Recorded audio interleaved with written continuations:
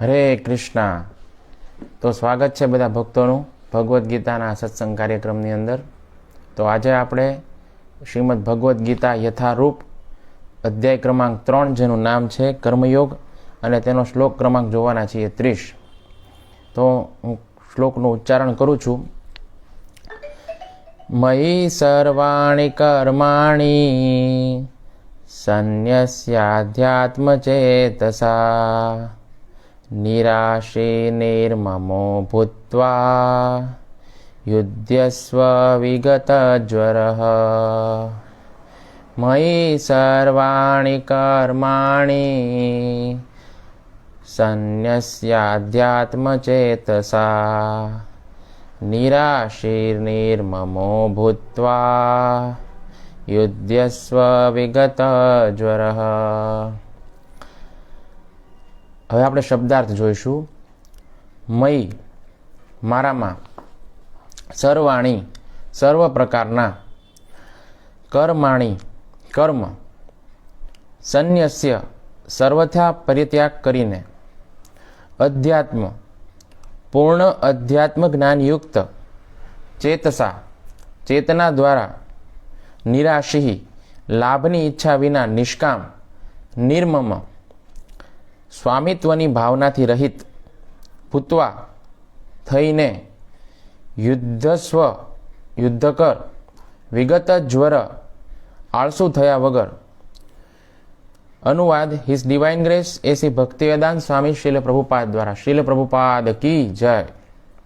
માટે હે અર્જુન, તારા સર્વ કર્મો મને સમર્પિત કરીને, મારા પૂર્ણ જ્ઞાનથી યુક્ત થઈને, લાભની ઈચ્છા રાખ્યા વિના, સ્વામિત્વનો દાવો કર્યા વિના તથા આળસ રહિત રહીને તું યુદ્ધ કર. તો હવે આપણે ભાવાર્થ જોઈશું. આ શ્લોક ભગવદ્ ગીતાના ઉદ્દેશ્યનો સ્પષ્ટપણે નિર્દેશ કરે છે. ભગવાન ઉપદેશ આપે છે કે મનુષ્યે જાણે કે પોતે સૈનિક સમાન શિસ્તમાં હોય તેમ કર્તવ્ય કરવામાં સંપૂર્ણ કૃષ્ણ ભાવના પરાયણ થવું જોઈએ. આવા આદેશથી કેટલીક મુશ્કેલી અનુભવવી પડે, તેમ છતાં કૃષ્ણના આશ્રિત થઈને સ્વધર્મનું પાલન તો કરવું જ જોઈએ. કારણ કે જીવાત્માની આ તો બંધારણીય સ્થિતિ છે. જીવ પરમેશ્વરના સહયોગ વિના સુખી થઈ શકતો નથી. કારણ કે જીવની સનાતન બંધારણીય સ્થિતિ જ એવી છે કે તેણે ભગવાનની ઈચ્છાને આધીન થવું પડે. તેથી જાણે કે ભગવાન શ્રી કૃષ્ણ અર્જુનના સરસેનાપતિ હોય તેમ તેને યુદ્ધ કરવાનો આદેશ આપે છે. પરમેશ્વરની કૃપા પામવા માટે મનુષ્યે સર્વસ્વનો ત્યાગ કરવાનો હોય છે, અને સાથે સાથે સ્વામિત્વનો દાવો કર્યા વિના નિયત સ્વધર્મનું પાલન પણ કરવાનું હોય છે. અર્જુને ભગવદ આજ્ઞાનો વિચાર કરવાનો ન હતો, તેણે તો માત્ર તેનું પાલન કરવાનું હતું. પરમેશ્વર સમગ્ર આત્માઓના આત્મા છે. તેથી જે મનુષ્ય પોતાની વ્યક્તિગત બાબતોનો વિચાર કર્યા વગર માત્ર આત્મા પર સંપૂર્ણપણે આધાર રાખે છે, અર્થાત જે મનુષ્ય સંપૂર્ણપણે કૃષ્ણ ભાવના પરાયણ છે, તે અધ્યાત્મ ચેતસ કહેવાય છે. નિરાશી શબ્દનો અર્થ છે મનુષ્ય સ્વામીના આદેશ પ્રમાણે કામ કરવું, પણ ફળની આકાંક્ષા ન રાખવી. ખજાનજી તેના સ્વામી માટે કરોડો રૂપિયા ગણતો હોય, પરંતુ તેમાંથી તે પોતાના માટે એક પણ પૈસો લેતો નથી. તે જ પ્રમાણે મનુષ્ય સમજવું જોઈએ કે આ દુનિયામાં કશું જ કોઈ વ્યક્તિગત મનુષ્યનું નથી, પરંતુ બધી જ વસ્તુઓ પરમેશ્વરની માલિકીની છે. મય અર્થાત મારામાં, તેનો સાચો ભાવાર્થ પણ એ જ છે. અને મનુષ્ય જ્યારે આવી કૃષ્ણ ભાવનાથી વર્તે છે, ત્યારે નિસંદેહ તે કોઈ વસ્તુ ઉપર સ્વામિત્વનો દાવો કરતો નથી. આ ભાવનાને નિર્મમ કહેવામાં આવે છે. આ ભાવનાને નિર્મમ કહે છે, જેનો અર્થ છે મારું કંઈ જ નથી. શારીરિક સંબંધમાં લોહીની સગાઈના કહેવાતા સગાવાલાના ભાવથી રહિત એવા કડક આદેશને પરિપૂર્ણ કરવામાં ઢીલ અનુભવાતી હોય તો તેવી મનસ્થિતિને પણ ફગાવી દેવી જોઈએ. આમ કરવાથી મનુષ્ય વિગત જ્વર અથવા તો આળસ રહિત થઈ શકે છે. પ્રત્યેક જીવને પોતાના ગુણ તથા સ્થિતિ પ્રમાણે કર્મ કરવાનું હોય છે. આનાથી મનુષ્ય માટે મુક્તિનો માર્ગ મોકળો થશે. તો હવે આપણે મંગલાચરણ કરીશું. ઓમ અજ્ઞાનતિમિરંધસ્ય જ્ઞાનાંજન શલાકયા ચક્ષુરુન્મિલિતમ યેન તસ્મૈ શ્રી ગુરુવે નમઃ. श्रीचैतन्यमनोभीष्टं स्थापितं येन भूतले स्वयं रूप कदा मह्यं ददाति स्वपदान्तिकम् वन्देऽहं श्रीगुरो श्रीयुतपदकमलं श्रीगुरून् वैष्णवांश्च श्रीरूपं साग्रजातं सहगणरघुनाथान्वितं तं सजीवम् सावद्वैतं सावधूतं परिजनसहितं कृष्णचैतन्यदेवं श्रीराधाकृष्णपादान् सहगणललिता श्रीविशाखान्वितांश्च हे कृष्ण करुणा सिन्धु दीनबन्धु जगत्पते गोपेश गोपिकान्त राधाकान्त नमोऽस्तुते तप्त कांचन गौरांगी श्रीराधे वृंदावनेश्वरी वृषभानुसुते देवी प्रणमामि हरिप्रिये वाञ्छाकल्पतरुभ्यश्च कृपा सिन्धुभ्य एव च पतितानां पावनेभ्यो वैष्णवेभ्यो नमो नमः। जय श्री कृष्ण चैतन्य प्रभु नित्यानंद श्री अद्वैत गदाधर श्रीवासादि श्री गौर भक्त वृंद। हरे कृष्णा कृष्णा कृष्ण हरे हरे हरे राम राम राम हरे हरे हरे कृष्णा। तो હવે આપણે સમજવાનો પ્રયાસ કરશું કે ભગવાન આ શ્લોકમાં આપણને શું સમજાવવા માંગે છે। તો સારાંશ રૂપમાં બળ દઈને ભગવાન શ્રી કૃષ્ણ પુનઃ અર્જુનને એવું કહી રહ્યા છે કે હે અર્જુન, મારા નિર્દેશોથી નિર્દેશિત થઈને તું નિરાશી એટલે કે યુદ્ધ કરવાથી જે કાંઈ પણ ફળ પ્રાપ્ત થાય છે તે ફળથી અનાસક્ત થઈને એટલે કે તે ફળની ચિંતા કર્યા વગર, બીજું છે નિર્મમ એટલે કે મારું નથી એવો મોહશૂન્ય થઈને, એટલે આપણે ઘણી બધી વસ્તુનો મોહ રાખતા હોઈએ છીએ। તો હું શરીર છું અને મારી સામે ઊભેલા બધા શરીરો છે એ મારા સંબંધીઓ છે એનો મોહ ત્યાગ કરીને, ત્રીજું વિગત જ્વર એટલે કે શોક રહિત થઈને, આળસ રહિત થઈને, અને મયી સર્વાણી કર્માણી સર્વોપરી વાત કે યુદ્ધ કર્મ ને મારી ઈચ્છા માનીને એના પરિણામને મને અર્પિત કરીને હે અર્જુન તું યુદ્ધ કર। જો ભગવાને કેટલી સરસ વાત કરી। એક તો યુદ્ધના ફળથી અનાસક્ત થવાનું, બીજું હું સ્વામી નથી, મારું કશું જ નથી, આ સંબંધીઓ પણ મારા નથી આવા ભાવથી મોહ શૂન્ય થઈને, ત્રીજું આળસ રહિત થઈને, અને યુદ્ધ કર્મ કર અને યુદ્ધ કર્મ જે છે તેનું ફળ તું અર્જુન મને અર્પિત કર। ત્યારે જો આ રીતે અર્જુન જો યુદ્ધ કરશે તો અર્જુન અધ્યાત્મની અંદર સ્થિત થયેલો ગણાશે અને એના ફળ સ્વરૂપ યુદ્ધ કર્મનું જે બંધન છે તે લાગશે નહીં, યુદ્ધ કર્મના બંધનમાંથી અર્જુન મુક્ત ગણાશે। તો એકંદરે આ શ્લોકનો અર્થ આવો થાય છે।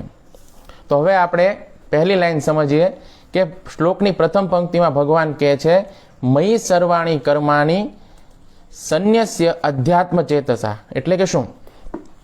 એટલે કે આધ્યાત્મિક ચેતના દ્વારા મારામાં સમસ્ત કર્મોને અર્પણ કરીને। તો અહીંયા ભગવાન મયી શબ્દનો પ્રયોગ કરી રહ્યા છે જેનો મતલબ છે મારામાં એટલે કે મુજ શ્રી કૃષ્ણમાં। તો ગીતાના 4થા અધ્યાયના 35 નંબરના શ્લોકમાં ભગવાને મયી શબ્દનો પ્રયોગ કરતા કીધેલું કે હે અર્જુન, જે સમયે તું મોહથી મુક્ત થઈ જાઈશ તે સમયે તું દિવ્ય જ્ઞાન દ્વારા જોઈશ કે સંપૂર્ણ પ્રાણી અને આખું સંપૂર્ણ જગત મારી અંદર સ્થિત થયેલું છે। ગીતાના 9મા અધ્યાયના 29 નંબરના શ્લોકમાં પણ ભગવાન મયી શબ્દનો પ્રયોગ કરી અને કહે છે કે હે અર્જુન, જે લોકો ભક્તિભાવપૂર્વક મારું ભજન કરે છે એ મારામાં જ સ્થિત રહે છે। તો આ વિષય તો બહુ લાંબો છે, બહુ ગાઢ છે, પરંતુ તેમ છતાં આપણે એટલું સમજવાનું છે કે ભગવાન એવું કહી રહ્યા છે કે સમસ્ત પ્રાણી મારી અંદર સ્થિત થયેલા છે, સમસ્ત પ્રાણી મારામાં રહેલા છે। તો એનો મતલબ એવો છે કે ભગવાન જ સંપૂર્ણ પ્રાણીઓનું પાલન કરે છે। શ્રી ભગવાન જ્યારે એવું કહે છે કે ભક્ત એમાં સ્થિત છે તો આપણે એવું સમજવાનું છે કે ભગવાન એમના હૃદયની વાત કરી રહ્યા છે કે ભક્ત છે તે ભગવાનના હૃદયની અંદર સ્થિત છે। તો ભગવાન અહીં કહી રહ્યા છે કે ભગવાનના આ અસીમિત ભંડારની અંદર આપણે આપણા કર્મોની સંપત્તિનો પણ જેટલો ભંડાર છે તે આપણે મેળવી દેવાનો છે। ભગવાન જ્યારે આપણને એવું કહે છે કે તમારા સમસ્ત કર્મોને મને અર્પિત કરો, તો તો આપણે ભગવાનની પાસે અખૂટ સંપત્તિનો ભંડાર છે, તો એની અંદર આપણી કર્મરૂપી સંપત્તિ છે એને આપણે ભગવાનના ભંડારની અંદર મેળવી દેવાની છે, ભગવાનના ભંડારની અંદર આપણે એડ કરી દેવાની છે. તો આનો અર્થ છે પોતાના કર્મોના ફળ આપણે પોતે ભોગવવાના નથી, કારણ કે આપણે પોતે ભોગતા નથી. બધા ફળના ભોગતા ભગવાન શ્રી કૃષ્ણ છે, માટે બધા કર્મના ફળ છે તે ભગવાનને અર્પિત કરી દેવાના છે. તો જો સ્કૂલ અને કોલેજોની અંદર આપણને શું શીખવવામાં આવે છે કે તમે કર્મ કરો, તમે કમાઓ અને તમે આનંદ કરો, પરંતુ આ શિક્ષા છે તે ખોટી છે. ખરેખર તો સ્કૂલો અને કોલેજોની અંદર ગીતાની શિક્ષા છે તેની જરૂર છે. એમાં શિક્ષા આપવામાં આવતી નથી કર્મણ્યવાધિકારસ્તે મા ફલેષુ કદાચન, કે મહેનત કરવી એ આપણા હાથમાં છે, પરંતુ ફળ જે છે એ તો આપણા એમાં ઘણા બધા ફેક્ટર કામ કરે છે. મહેનત ઉપરાંત આપણું કર્મ છે એ પણ કાર્ય કરે છે, પછી આપણને ફળ પ્રાપ્ત થાય છે. તો ફળ જે છે એ આપણા હાથમાં નથી, તો મહેનત કરવી એ આપણા હાથમાં છે.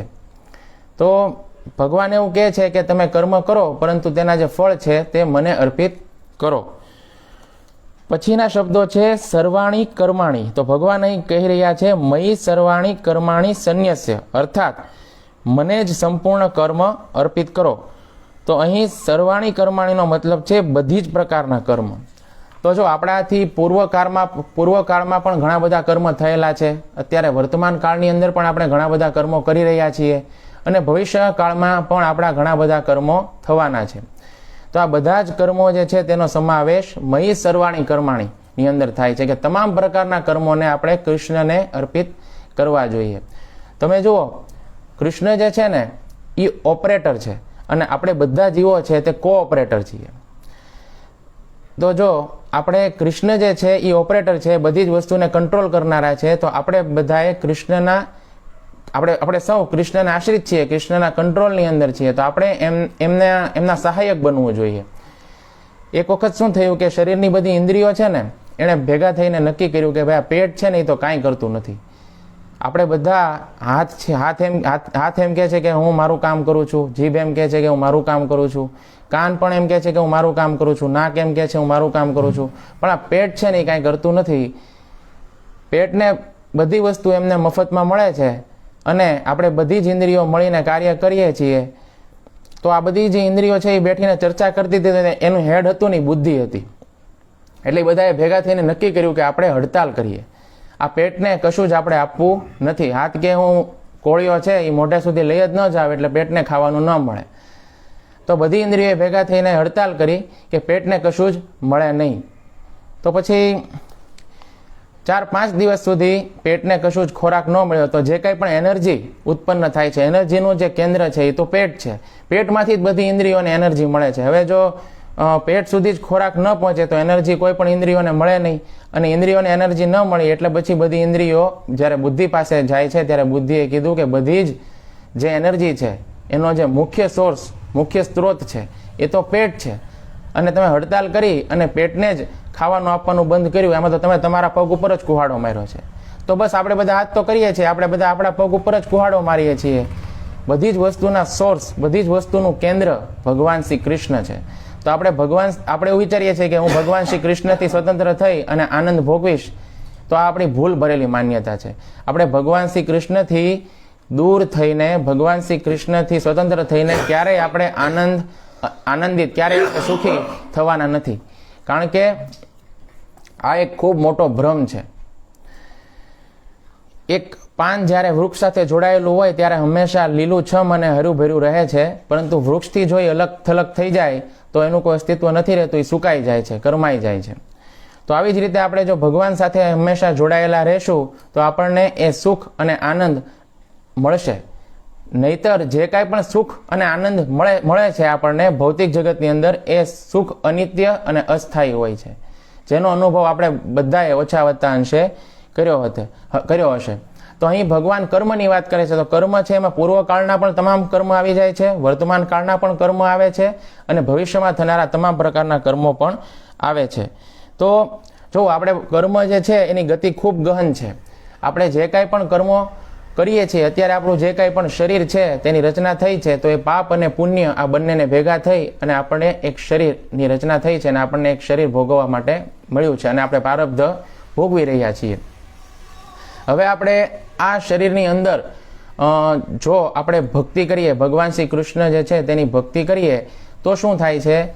તો કે જે કાંઈ પણ આપણે કરેલા કર્મો છે તેના સંચિત કર્મોનો ઢગલો છે, તો એ સંચિત કર્મનો ઢગલો જ પહેલાં તો બળીને ભસ્મ થઈ જાય છે. અને પછી જે અત્યારે વર્તમાન સમયમાં આપણે જે પ્રારબ્ધ ભોગવી રહ્યા છીએ એમાં ભવિષ્યમાં જે કાંઈ પણ આપણી સાથે વધારે ખરાબ ઘટનાઓ થવાની છે કે વધારે ખરાબ પ્રારબ્ધ ભોગવવાનું છે, એ ભક્તિ કરવાને કારણે આપણને તેમાં ડિસ્કાઉન્ટ મળે છે. કારણ કે ભગવાન આપણી સાથે રહે છે. આપણે જે કાંઈ પણ દુઃખ અને પ્રારબ્ધ ભોગવીએ છીએ ભગવાન ભક્તની સાથે રહે છે, એટલે એ ભક્ત એને આનંદપૂર્વક સહન કરી શકે છે અને એમાં ડિસ્કાઉન્ટ પણ મળે છે. એવું કહેવાય ને કે ભાઈ શૂળીનો ઘા છે તે કાંટાથી શમી જાય છે. અને પછી આગળ ભક્તિના પ્રભાવને કારણે નવું કર્મ બનતું નથી. એટલે કર્મબંધનમાં વ્યક્તિ બંધાતો નથી અને છેલ્લે ભક્તિ કરી, ભગવાનનું સ્મરણ કરી અને અંતિમ સમયે ભગવાનના ધામમાં જાય છે. તો આવી રીતે ભક્તિ જે છે એનો ખૂબ વધારે મહિમા શાસ્ત્રોની અંદર ગાવામાં આવેલો છે. તો ભગવાનને જ્યારે આપણે આપણા કર્મ છે તે અર્પિત કરીએ તો એ અર્પિત કરવાથી આપણને ખૂબ મોટો ફાયદો થાય છે, આપણા કલ્યાણની વાત છે. એટલા માટે ભગવાન આપણને આ કહી રહ્યા છે. કોઈ બાળક છે તે ઘણી બધી ચોકલેટ બજારમાંથી ખરીદીને લાવે, પછી પિતાજી એમ કે તું છે ને બધી ચોકલેટ મમ્મીને સબમિટ કરાવી દે, મમ્મી પાસે રહેશે બધી ચોકલેટ. તો પિતાને ખબર છે કે બાળક જો એક સાથે બધી ચોકલેટ ખાઈ જશે ને તો શું થશે કે એને શરદી થઈ જશે, એ માંદો પડશે. પણ જો માતાની કસ્ટડીમાં ચોકલેટ રહેશે તો માતા એક પછી એક અમુક સમયના ગાળે બાળકને ચોકલેટ આપશે. તો બાળક એ પ્રમાણે વિવેકયુક્ત રીતે ડિસિપ્લિનથી ચોકલેટ ખાશે તો બાળક જે છે એને કોઈ નુકસાન નહીં થાય. તો આવી રીતે આપણે ભગવાન જે પ્રમાણે નિયમ બતાવી રહ્યા છે, ભગવાન જે પ્રમાણે કહી રહ્યા છે, એ પ્રમાણે આપણા તમામ કર્મોને આપણે જો ભગવાન શ્રી કૃષ્ણને અર્પિત કરીશું તો એમાં આપણો જ ફાયદો છે, એમાં ભગવાનનો કોઈ પ્રકારનો ફાયદો છે નહીં. એટલે ભગવાન આપણા કલ્યાણની વાત કરી રહ્યા છીએ. તો પૂર્વકાળના કર્મો ઉપર યદિ આપણે વિચાર કરીએ તો આપણે સમજવું જોઈએ કે આપણા અસંખ્ય જન્મ થઈ ચૂક્યા છે, જેમાં ઘણી બધી વખત આપણને મનુષ્યનું જીવન પ્રાપ્ત થયેલું છે. કેવલ એ મનુષ્ય જીવનની અંદર કરેલા કર્મો ઉપર જ આપણે વિચાર કરીએ તો એ મનુષ્ય જીવન દરમિયાન કરેલા કર્મો જ ગણતરીમાં લેવાશે અને આ કર્મોનો ભંડાર જ આપણી પાસે છે. આ કર્મોના ભંડારમાંથી કેટલાક કર્મ તો નષ્ટ થઈ ચૂક્યા છે, કારણ કે આ કર્મનો ભોગ આપણે ક્યારેક સ્વર્ગની પ્રાપ્તિમાં, ક્યારેક નરકની પ્રાપ્તિમાં, ક્યારેક અન્ય પશુ પક્ષીઓના શરીરની પ્રાપ્તિમાં કે મનુષ્ય જીવનમાં પણ ગર્ભાવસ્થાના કષ્ટોનો ભોગ કરીને આવી અનેક પ્રકારની સ્થિતિમાં સુખ અને દુઃખનો ભોગ કરીને કરી લીધો છે.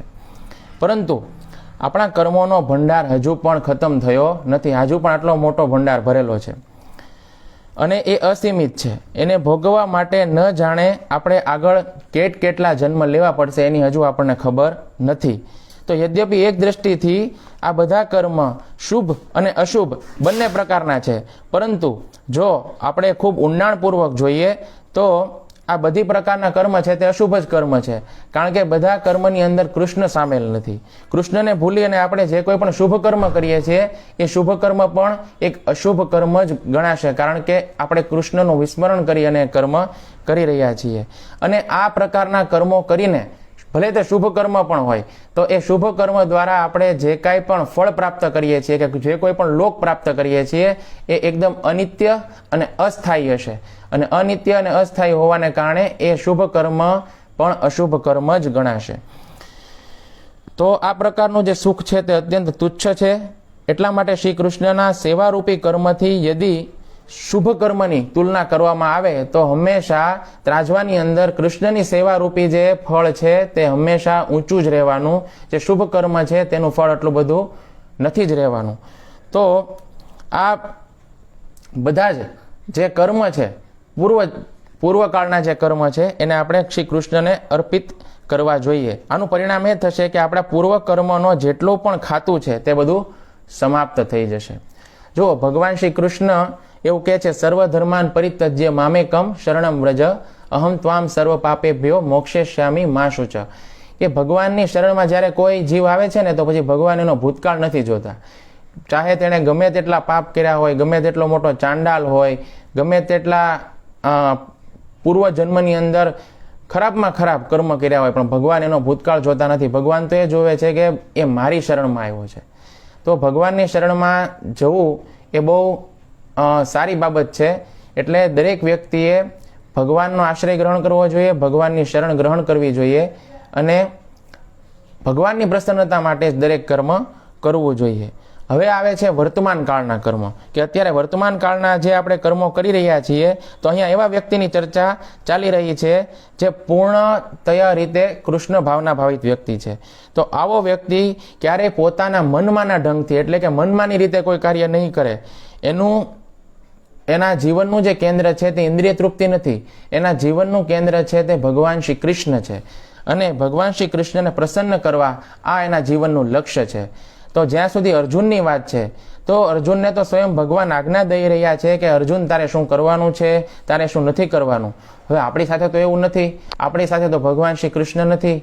જેવી રીતે અર્જુનની સાથે કૃષ્ણ છે ને અર્જુનને ભગવાન સ્વયં રથ ઉપર બેસી અને આજ્ઞા આપી રહ્યા છે, તો આપણી સાથે તો આવું છે નહીં. તો પછી આપણે કેમ જાણશું કે આપણે શું કરવું અને શું ન કરવું? તો જ્યારે આપણે શ્રી કૃષ્ણની શરણમાં જઈએ છીએ ત્યારે શ્રી કૃષ્ણ હૃદયની અંદર પરમાત્મા રૂપે, ચૈત્ય ગુરુના રૂપે આપણા હૃદયની અંદર સ્થિત છે. તો કૃષ્ણ શું કરે છે? કોઈ એવા સાધુની સાથે આપણો ભેટો કરાવી દે છે, કોઈ એવા સાધુનો સંગ કરાવી દે છે કે સાધુ આપણને દિશા નિર્દેશન આપે છે, એ સાધુ આપણને માર્ગ બતાવે છે અને દિશા બતાવે છે કે શ્રી કૃષ્ણને પ્રસન્ન કરવા માટે આપણે શું કરવું જોઈએ અને શું ન કરવું જોઈએ, કૃષ્ણને અનુકૂળ શું છે, શું નથી.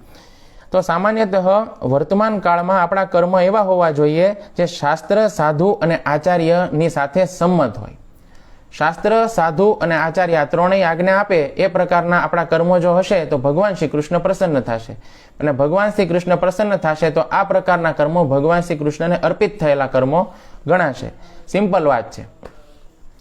તો જ્યારે મહાભારતની અંદર જ્યારે યુદ્ધ સમાપ્ત થયું ત્યારે યુધિષ્ઠિર મહારાજ અનેક પ્રકારના વીરોની હત્યા યુદ્ધની અંદર થઈ. તો યુધિષ્ઠિર મહારાજ કોમળ હૃદયના હોવાને કારણે આ બધા લોકોની હત્યાનું કારણ પોતાની જાતને ગણાવતા હતા. એટલા માટે તે એક અશ્વમેઘ યજ્ઞ કરવા માંગતા હતા અને અશ્વમેઘ યજ્ઞ જે છે એ આ હત્યાના પાપથી મુક્ત થવા માટે કરવા માંગતા હતા. તો એવા સમયે ભગવાન શ્રી કૃષ્ણએ ભીમસેનને કહ્યું કે હું રાજા યુધિષ્ઠિરને એક વાત પૂછવા માંગુ છું કે શા માટે ભયભીત થઈને આ અશ્વમેઘ યજ્ઞ કરવા માંગે છે? યદિ ધર્મનંદન મહારાજ યુધિષ્ઠિર સંગ્રામમાં કૌરવો, દ્રોણાચાર્ય, ભીષ્મ પિતામહ, કર્ણ, એમના સુહૃદય મિત્રો, સંબંધીઓ અને બાંધવોનો સંહાર કરીને શરીરના પાપને પોતાના શરીરની અંદર પાપને પ્રવિષ્ટ થયેલું યદિ માને છે તો આ પાપને પણ મારા હાથની અંદર સોંપી અને પવિત્ર થઈ શકે છે. જો ભગવાન શ્રી કૃષ્ણએ કેટલી સરસ વાત કરી. ભીમસેનને કીધું કે આ તમામ પ્રકારના પાપ માટે પોતાને જવાબદાર માનતા હોય તો આ પાપ મને આપી દે, તો હું એને પાપમાંથી મુક્ત કરી અને ફરી પાછા પવિત્ર કરી દઉં અને એના સંપૂર્ણ પાપોમાંથી એનો નાશ કરી દઉં. તો શ્રી કૃષ્ણની આ વાતના ઉત્તરમાં ભીમસેન એવું કહે છે કે યદિ ભગવાન તમારા હાથમાં યદિ કોઈ વસ્તુ આપવામાં આવે તો એ વસ્તુ અનેક ગણી થઈ જાય છે. તો યુધિષ્ઠિર મહારાજનો ભાવ એવો છે કે પાપ તમારા હાથમાં ન સોંપીને આ અશ્વમેઘ યજ્ઞ દ્વારા જે કાંઈ પણ પુણ્ય એકઠું થાય એ પુણ્ય જે છે તે તમને અર્પણ કરવા માંગે છે, જેથી કરીને પાપ યદિ તમને અર્પણ કરે તો એ પાપ અનેક ગણું થઈ જાય. એટલા માટે તમને પાપ અર્પણ ન કરીને અશ્વમેઘ યજ્ઞ દ્વારા જે કોઈ પણ પુણ્ય મળે છે તે પુણ્ય અર્પણ કરવા માગે છે, પુણ્ય સમર્પિત કરવા માગે છે. તો આપણે યદિ શ્રી કૃષ્ણ અને ભીમસેન આ બંનેની વાત ઉપર વિચાર કરીએ તો સમજી શકીએ છીએ કે શ્રી કૃષ્ણ એ વ્યક્તિને જ આજ્ઞા આપે છે કે જે પૂર્વકાળની અંદર થયેલા કર્મો શ્રી કૃષ્ણને સમર્પિત કરે અને વર્તમાન કાળમાં શ્રી કૃષ્ણને પ્રતિ સંપૂર્ણપણે શરણાગત છે. એટલે કહેવાનો મતલબ એ છે કે ભગવાન શ્રી કૃષ્ણએ આવે સલાહ સૂચન શા માટે આપી પાંડવોને? કારણ કે પાંડવો છે તે કૃષ્ણને સમર્પિત હતા. પાંડવો જે છે એના પક્ષમાં ભગવાન શ્રી કૃષ્ણ રહ્યા આખા યુદ્ધ દરમિયાન. શા માટે? કારણ કે પાંડવો ભગવાન શ્રી કૃષ્ણને શરણાગત હતા. એટલા માટે જ દરેક જગ્યાએ પાંડવોને ભગવાન શ્રી કૃષ્ણએ પોતે પર્સનલી જાતે માર્ગદર્શન આપ્યું. તો અને વર્તમાનની અંદર પણ જે કાંઈ પણ કર્મ કરી રહ્યા છે એ ભગવાન શ્રી કૃષ્ણને સમર્પિત કરી રહ્યા છે. તો આવો શરણાગત વ્યક્તિ વર્તમાન કાળની અંદર કોઈ પ્રકારનું પાપ કર્મ કરી જ નથી શકતો, કારણ કે તે ભગવાનની ભક્તિની અંદર લાગેલો હોય છે અને એ ક્યારેય એવું નથી વિચારતો કે હું ભગવાનને શરણાગત છું તો ભગવાન મારા બધા પાપ નષ્ટ કરી દેશે, એટલે હવે હું ભગવાનને શરણાગત થઈને યદિ પાપ કરીશ તો પાપ કરવામાં કોઈ હાનિ નથી. એટલા માટે એ ભગવાનને શરણાગત થઈને પણ કોઈ પાપ કર્મ કરતો નથી. ભગવાનની શરણાગતિના બળ ઉપર પાપ ન કરવું જોઈએ, કારણ કે આ ઠીક નથી. તો ભીમસેનનું વિચારવું પણ ઠીક છે કે યદિ પાપ છે એ ભગવાનને અર્પિત કરવામાં આવશે તો એ પાપ પણ વધીને અનેક ગણું થઈ જશે. એટલે કહેવાનો ભાવાર્થ એ છે કે જે ભગવાનને શરણાગત વ્યક્તિ હોય છે તે વર્તમાન સમયમાં પણ કોઈ પાપ કર્મ કરતા નથી અને પાપ કર્મને અર્પિત ભગવાનને કરતા નથી.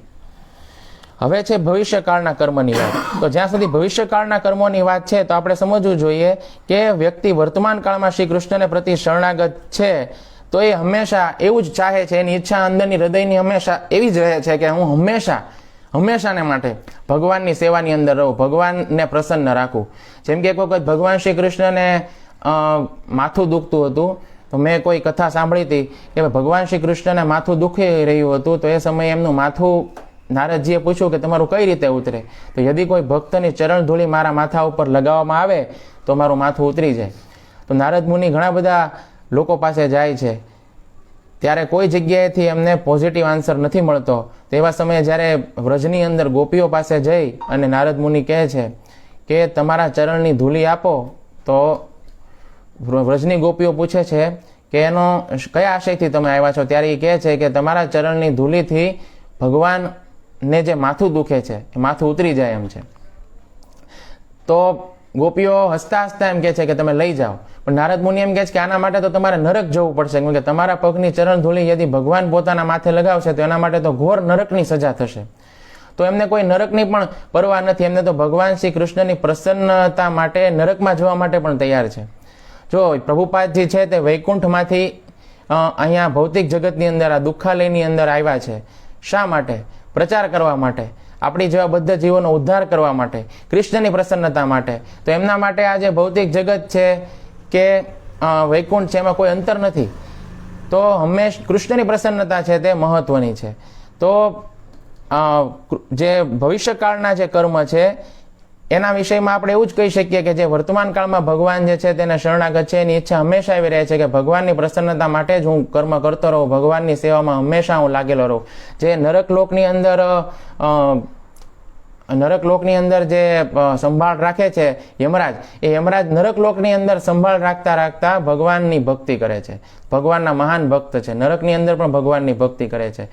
તો કહેવાનો ભાવાર્થ છે કે હંમેશા ભગવાનની સેવામાં લાગેલા રહેવાની એ ઈચ્છા રાખે છે. અને ભક્તિના પાંચેય રસ, શાંત રસ, દાસ્ય રસ, સખ્ય રસ, વાત્સલ્ય રસ અને માધુર્ય રસ, આમાંથી કોઈ પણ એક રસની અંદર સ્થિત થઈ અને ભગવાનની સેવા કરવા માગે છે.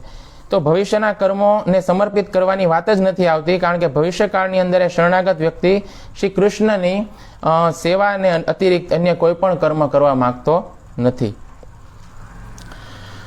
હવે ભગવાન કહી રહ્યા છે મયી સર્વાણી કર્માણી સંન્યસ્ય આધ્યાત્મ ચેતસા, અર્થાત આધ્યાત્મિક ચેતના દ્વારા પોતાના સમસ્ત કર્મોને મને અર્પિત કરો.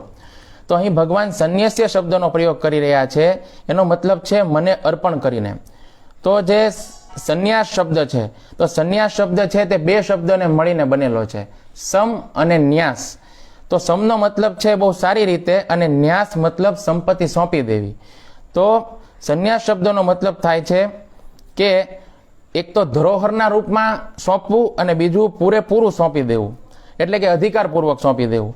તો અહીં સંન્યાસ શબ્દનો અર્થ એવો થાય છે કે જીવ પોતાની સંપૂર્ણ જે કાંઈ પણ સંપત્તિ છે તે ભગવાન શ્રી કૃષ્ણને અર્પણ કરી દે. તો અહીં પ્રશ્ન ઉઠે છે કે જીવની અસલી સંપત્તિ શું છે? હવે મારો પ્રશ્ન છે તમને બધાને કે આપણી અસલી સંપત્તિ શું છે? વિચારો બધા કે આપણી સાચી કહી શકાય એવી અસલી સંપત્તિ શું છે? અસલી સંપત્તિ કોને કહેવાય? કે જે મૃત્યુ પછી પણ આપણી સાથે આવે. તો વિચારો, મૃત્યુ પછી આપણી સાથે શું આવે છે? આપણે કરેલા કર્મ. તો આપણું આ જે કર્મ છે એ જ આપણી સાચી સંપત્તિ છે. તો જે સંન્યાસ શબ્દ છે તેનો મતલબ છે પોતાનું જે સર્વસ્વ છે તે ભગવાનને, પોતાની સર્વસ્વ જે સંપત્તિ છે તે ભગવાનને અર્પિત કરી દેવી. એટલે કે પોતાના તમામ પ્રકારના કર્મો છે તે ભગવાનને અર્પિત કરી દેવા. પોતાની જે સંપત્તિ કહી શકાય એ આપણા જીવના કર્મ જ છે, એનાથી બીજું કાંઈ છે નહીં. તો જીવ જે સમયે જન્મ લે છે એ સમયે એમના કર્મ જેની સાથે હોય છે અને આ કર્મોને કારણે જ એને જે કાંઈ પણ જીવન દરમિયાન સુખ અને દુઃખ મળે છે, સંપત્તિ મળે છે, આ બધું મળે છે અથવા તો નથી મળતું. આના અતિરિક્ત જ્યારે જીવ શરીરનો ત્યાગ કરે છે એના પછી કોઈ પણ પ્રકારની સંપત્તિ પોતાની સાથે નથી લઈ જતો. લઈ જાય છે તો પોતે કરેલા કર્મો જ સાથે લઈ જાય છે અને પછી આ કર્મો દ્વારા જ અગલું જીવન એટલે કે આગળનું જીવન જ્યારે એને મળે છે ત્યારે એને ફરી પાછી સંપત્તિ, સુખ, દુઃખ, લાભ, હાનિ આ બધું પ્રાપ્ત થાય છે અથવા તો નથી થતું. તો ભગવાન કહી રહ્યા છે કે પોતાના સમસ્ત કર્મરૂપી જે સંપત્તિ છે તે સંપત્તિ તું મને અર્પિત કરી દે. હવે ભગવાન શ્રી કૃષ્ણ છે ને એનો વેપાર છે ને બહુ દિવ્ય વેપાર છે.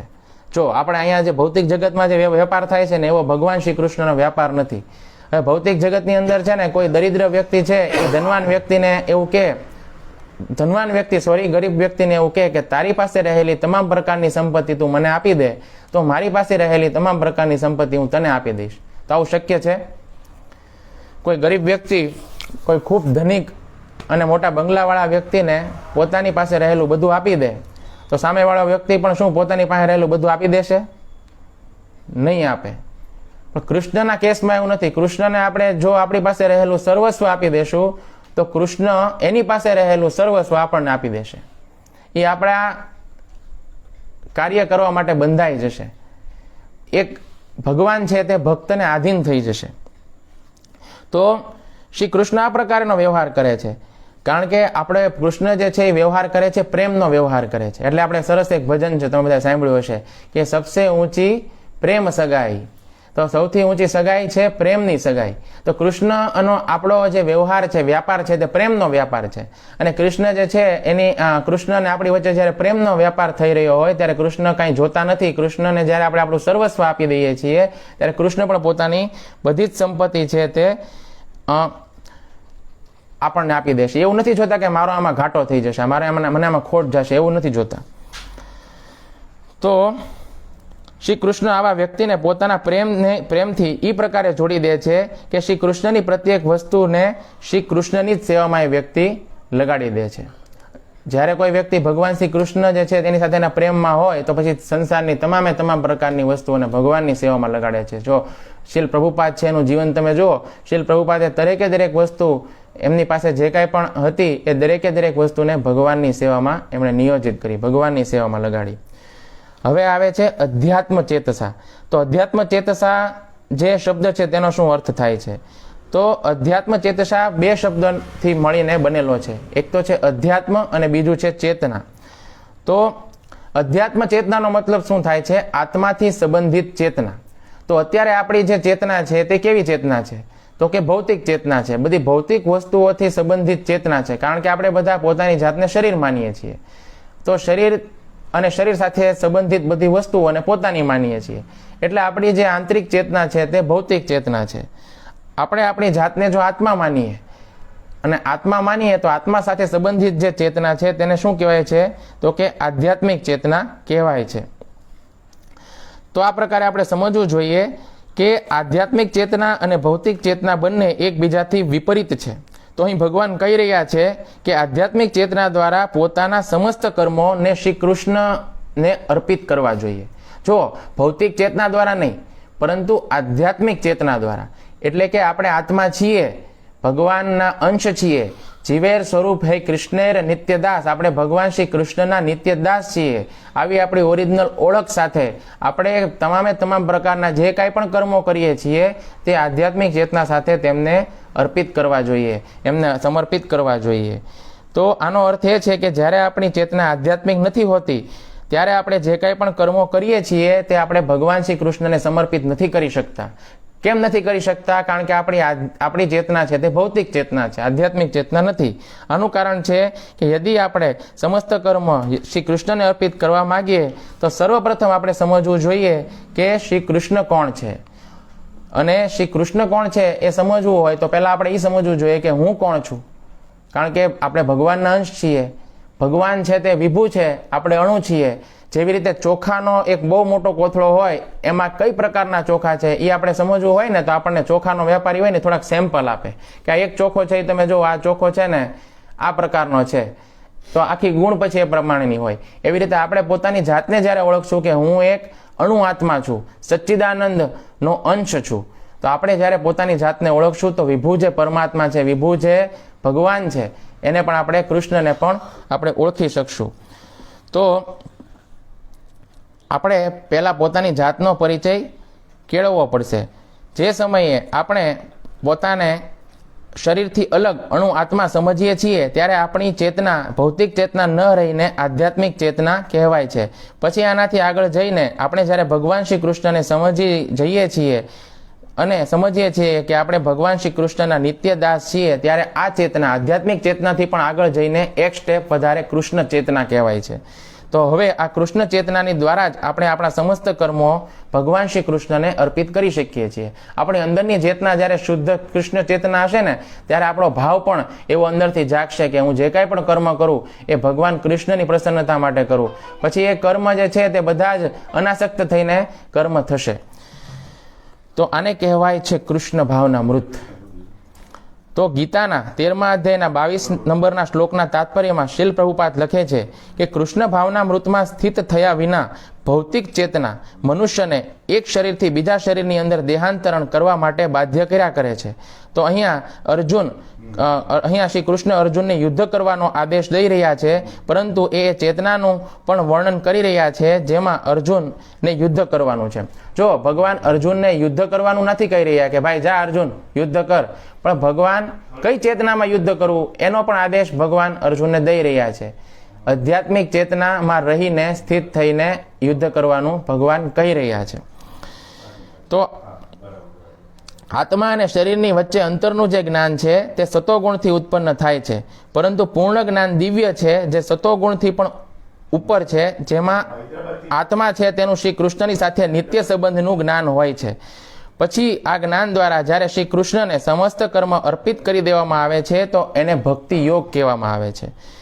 યદ્યપિ શ્રી કૃષ્ણ અર્જુનને કહે છે કે એ વિરક્તિ તથા કર્તવ્યના ધરાતલ ઉપર રહીને કર્મ કરે, પરંતુ અહીંયા એમની અસલી ઈચ્છા પ્રગટ થાય છે કે એ ભક્તિની સાથે યુદ્ધ કરે.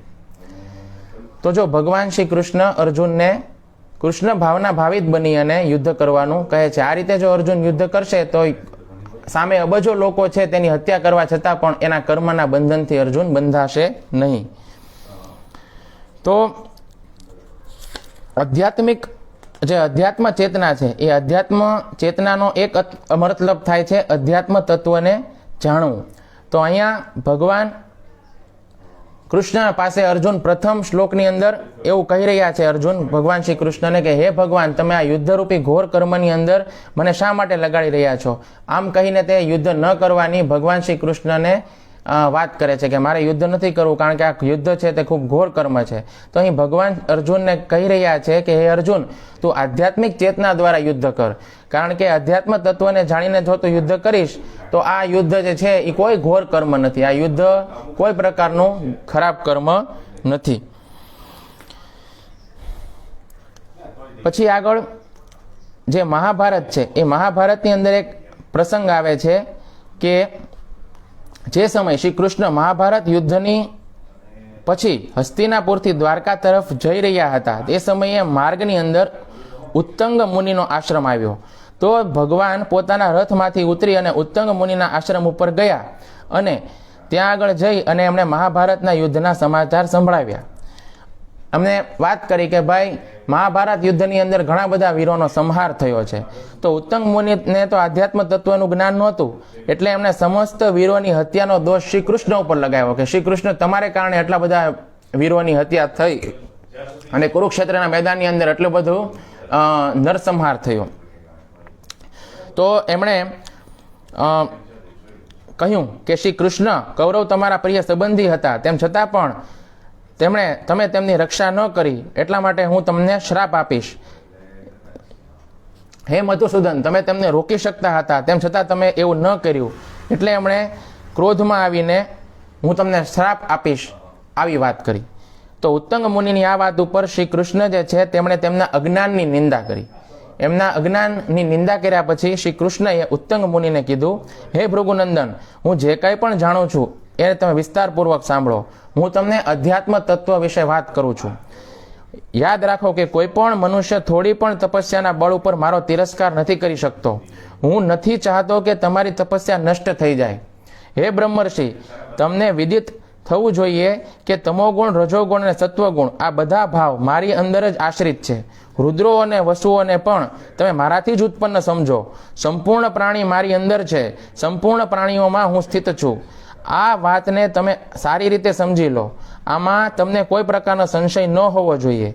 હે દ્વિજશ્રેષ્ઠ, તમને જ્ઞાત હોવું જોઈએ કે સંપૂર્ણ પ્રાણીઓની ઉપર દયા કરવાના રૂપમાં જે કાંઈ પણ ધર્મ રહેલો છે એ ધર્મ મારો જ્યેષ્ઠ પુત્ર છે. મારા મનથી જ એનો પ્રાદુર્ભાવ થયો છે.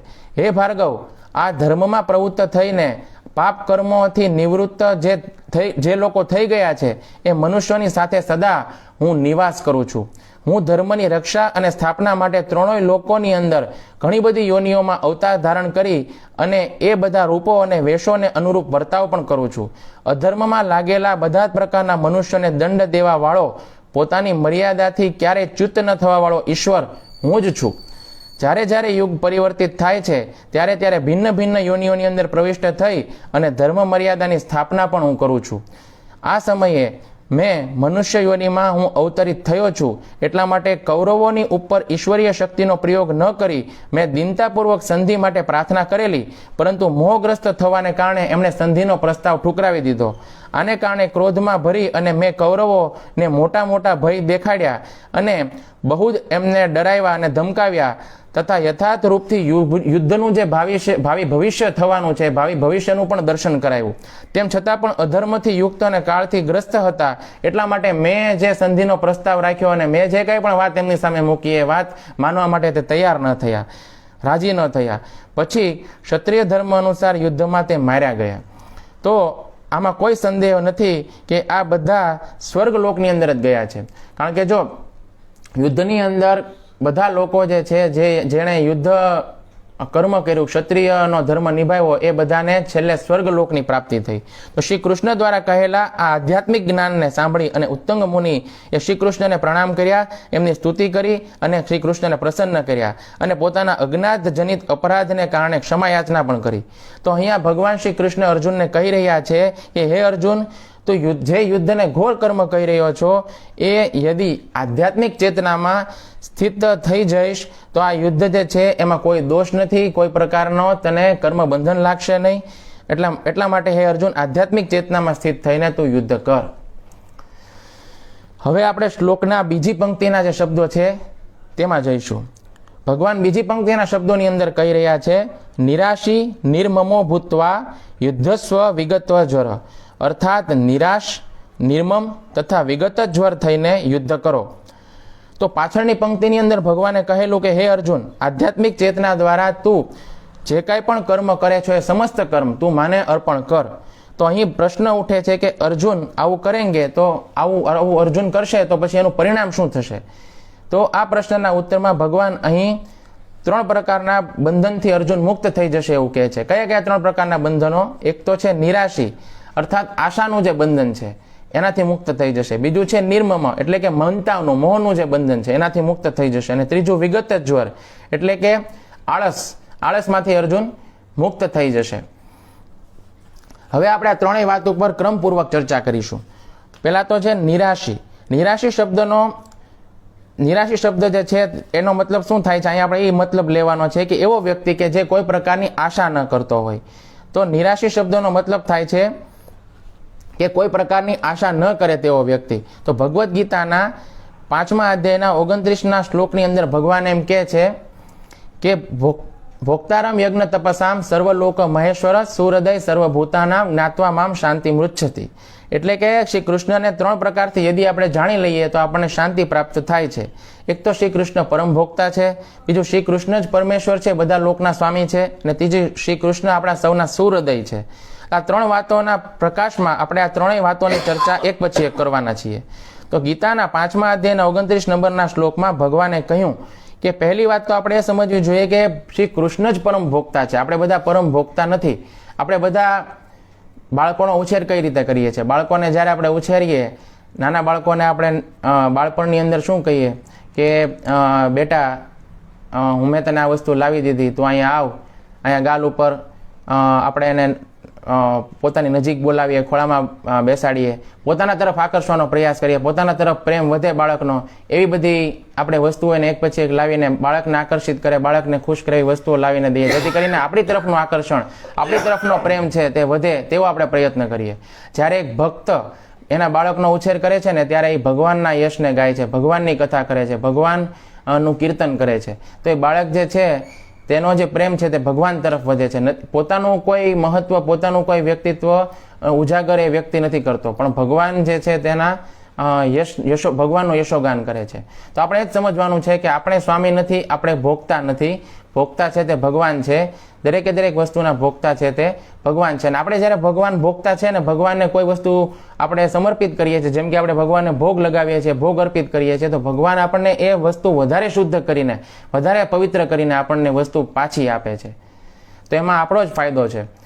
તો દરેકે દરેક વસ્તુ જે છે તેના ભોગતા આપણે નથી, પરંતુ ભગવાન છે. તો આનો અર્થ એ છે કે આપણે ભોગતા બનવાનો પ્રયાસ ન કરવો જોઈએ. ભૌતિક સંસારની અંદર ભોગોને પ્રાપ્ત કરવાની આશા ન કરવી જોઈએ. બીજા શબ્દોની અંદર આ સંસારના ભોગોમાં આપણે હંમેશા નિરાશ રહેવું જોઈએ. ભોગોને ભોગવવાની જ્યારે વાત આવે તો એમાં આપણે હંમેશા નિરાશ રહેવું જોઈએ, કારણ કે પરમ ભોગતા છે એ તો ભગવાન શ્રી કૃષ્ણ છે.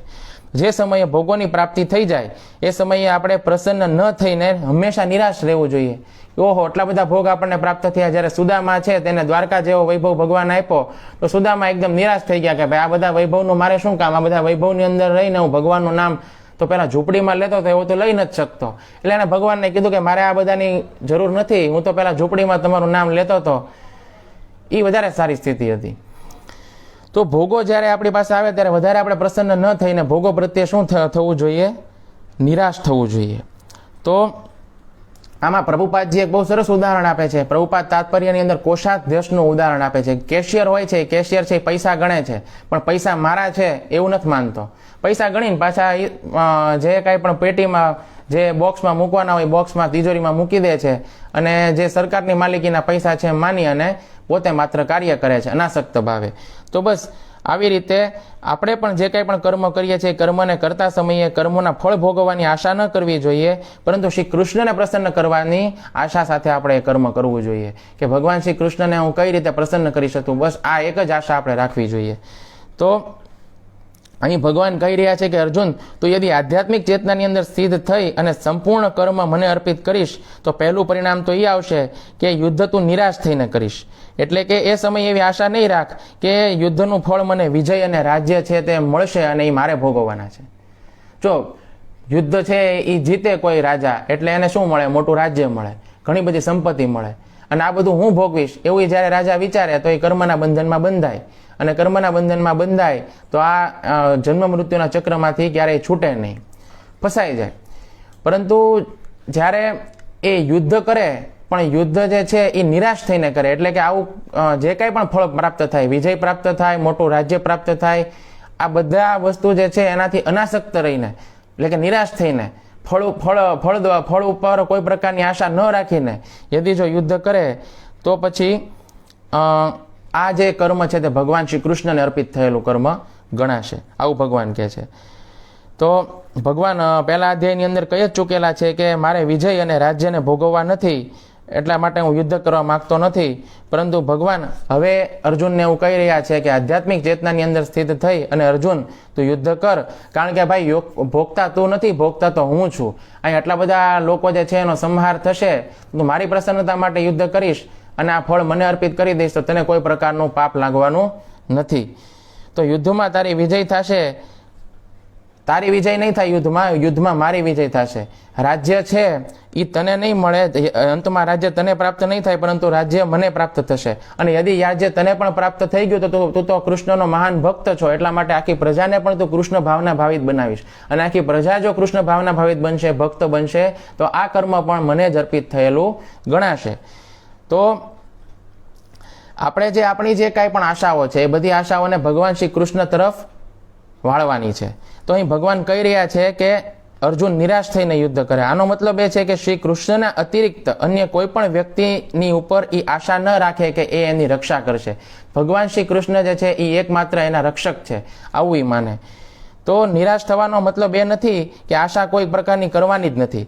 આશા હોવી જોઈએ, પરંતુ સંસાર પાસેથી નહીં, આપણે આશા રાખવાની છે કૃષ્ણ પાસેથી. તો આપણે હંમેશા જોવું જોઈએ કે અર્જુન કેવલ શ્રી કૃષ્ણ પાસેથી જ પોતાની રક્ષાની આશા કરતા હતા, અન્ય કોઈ પાસેથી રક્ષાની આશા કરતા ન હતા.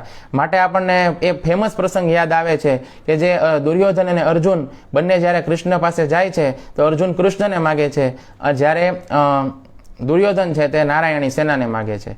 તો હંમેશા અર્જુન તો એવું જ માનતા આવ્યા છે કે ભગવાન શ્રી કૃષ્ણ એકમાત્ર મારા રક્ષક છે. તો આપણા શાસ્ત્રની અંદર પણ કીધેલું છે, યતો ધર્મસ્તતઃ કૃષ્ણો યતો કૃષ્ણસ્તતો જય, અર્થાત જ્યાં જ્યાં ધર્મ છે ત્યાં ત્યાં શ્રી કૃષ્ણ છે, અને જ્યાં જ્યાં કૃષ્ણ છે ત્યાં ત્યાં જ વિજય છે. હવે જે બીજો શબ્દ છે નિર્મમ, નિર્મમ શબ્દ જે છે તેનો મતલબ છે કે મમતાનો ત્યાગ કરીને. એટલે કે વ્યક્તિ જે ભૌતિક સંસારમાં કોઈ પણ પ્રકારની વસ્તુ અને કોઈ પણ પ્રકારની વ્યક્તિ એને પોતાની જે સમજે છે તે પોતાની નથી, એનો સ્વામી પોતે નથી. ભગવાન જ દરેક વસ્તુના સ્વામી છે. સર્વલોક મહેશ્વર, એટલે કે બધા જ વસ્તુઓ, બધા જ વ્યક્તિના સ્વામી છે તે ભગવાન શ્રી કૃષ્ણ છે. બધી જ આત્માઓના પણ જો કોઈ પરમાત્મા હોય, પરમાત્મા હોય, બધી આત્માઓથી પણ ઉપર જો કોઈ પરમેશ્વર હોય તો એ કોણ છે? ભગવાન શ્રી કૃષ્ણ છે. તો નિર્મમ શબ્દનો મતલબ થયો, આપણે કોઈ વ્યક્તિ કે વસ્તુ ઉપર હંમેશા પોતાનો અધિકાર આપણે જતાવતા હોઈએ છીએ કે આ વ્યક્તિ મારી છે, આ વસ્તુ મારી છે, આને પ્રત્યે આપણને બહુ મમતા અને મોહ હોય છે. પરંતુ આ મોહ અને મમતા રાખવા જેવું નથી, કારણ કે એ આપણા નથી, એના સ્વામી તો ભગવાન શ્રી કૃષ્ણ છે. આપણે તો એમના સેવક છીએ, તો આપણી ચેતના હંમેશા સેવક તરીકેની હોવી જોઈએ, નહીં કે માલિક તરીકેની. તો શ્રી કૃષ્ણ અર્જુનને કહે છે કે હે અર્જુન, મમ અર્થાત મારું, આ બે અક્ષર એ મૃત્યુ સમાન છે, અને ન મમ અર્થાત મારું નથી, આ ત્રણ અક્ષર છે તે અમૃત સમાન છે.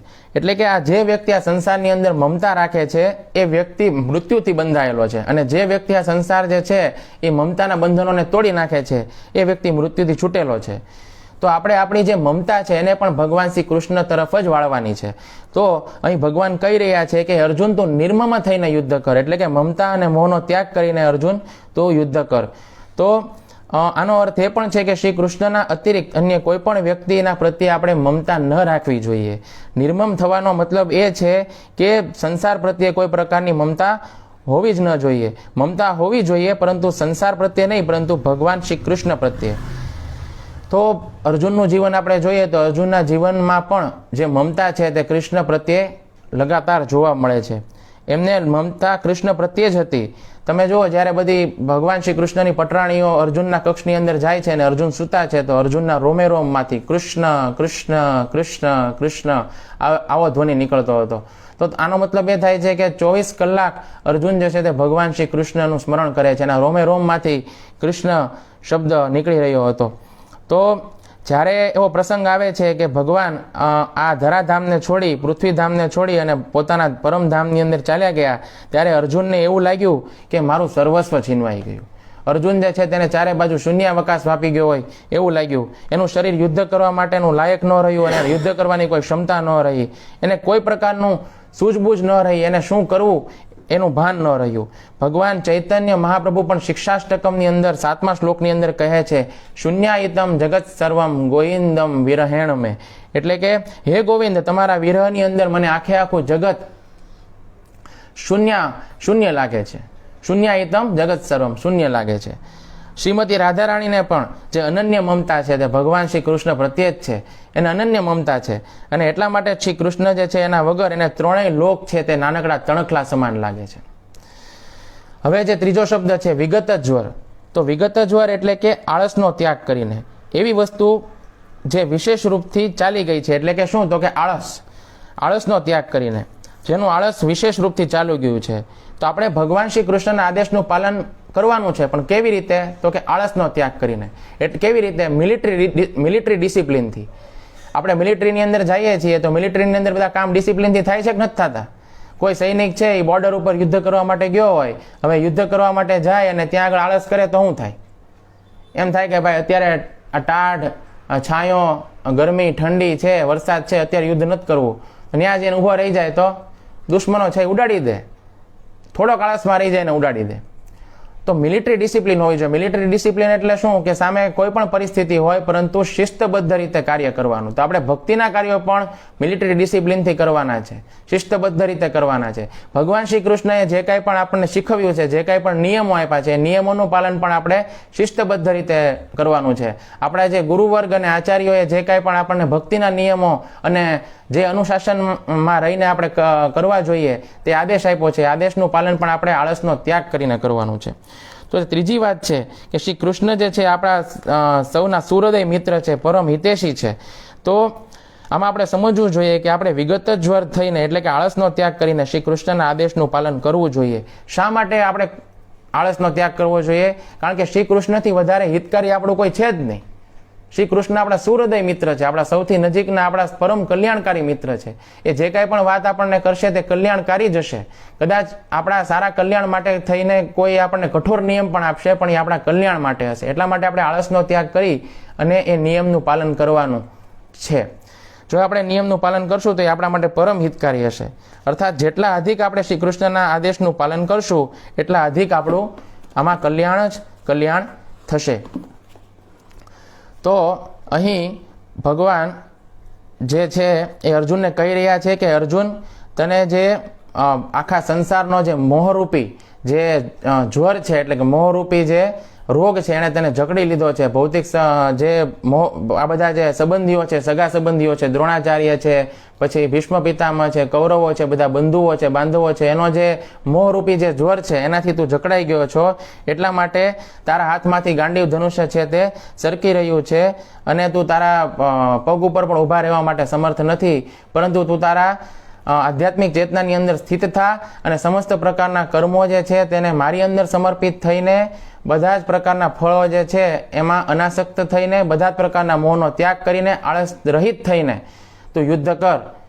નિશ્ચિતપણે તને કર્મનું બંધન નહીં લાગે ને તું મને પ્રાપ્ત કરીશ. માટે હે અર્જુન, તું યુદ્ધ કર. હરે કૃષ્ણ કૃષ્ણ કૃષ્ણ હરે હરે, હરે રામ રામ રામ હરે હરે. તો ભક્તો, મેં જે કાંઈ પણ આપણે ત્રીજા અધ્યાયના શ્લોક ક્રમાંક 30 ઉપર ચર્ચા કરી, તો મને આશા છે કે આપ સૌને આ શ્લોક સમજાયો હશે. આપે શાંતિપૂર્વક મને સાંભળ્યો એ માટે આપ સૌ ભક્તોનો ખૂબ ખૂબ આભાર. મને આશા છે કે મેં જે કાંઈ પણ સરળ ભાષામાં આપને સમજાવવાનો પ્રયત્ન કર્યો એ સમજવામાં આપણને નિશ્ચિતપણે સરળ જ રહ્યું હશે. તો મારાથી કાંઈ બોલવામાં ભૂલચૂક થઈ હોય તો આપ સૌની માફી માગું છું. આ દાસને માફ કરજો. છેલ્લે શુભરાત્રિ અને હરે કૃષ્ણ. શીલ પ્રભુપાદ કી જય. ગ્રંથરાજ શ્રીમદ ભગવદ્ ગીતા કી જય. હરે કૃષ્ણ.